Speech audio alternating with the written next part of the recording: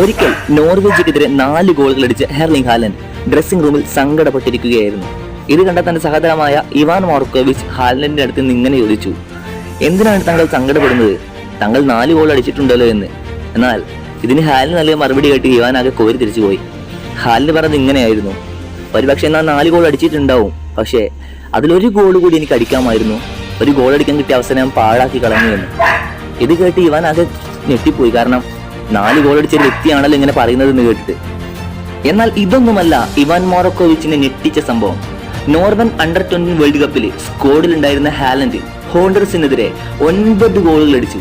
ഇതിനുശേഷം ഡ്രസ്സിംഗ് റൂമിലെത്തിയ ഹാലൻഡിനോട് അതേ സഹതാരം Ivan Markovic ഇങ്ങനെ പറഞ്ഞു, ഹാലൻഡ്, നിങ്ങൾ ഇപ്പോൾ ഹാപ്പി അല്ലേ, കാരണം നിങ്ങൾ 9 ഗോൾ അടിച്ചിട്ടുണ്ടല്ലോ എന്ന്. എന്നാൽ ഇതിന് ഹാലൻഡ് കൊടുത്ത മറുപടി ഇങ്ങനെയായിരുന്നു, അതിലൊരു ഗോൾ കൂടി അടിച്ചിരുന്നെങ്കിൽ അത് 10 ആകുമായിരുന്നില്ല എന്നാണ് ഹാലൻഡ് പറഞ്ഞത്. ഈ ഒരു മെന്റാലിറ്റിയാണ്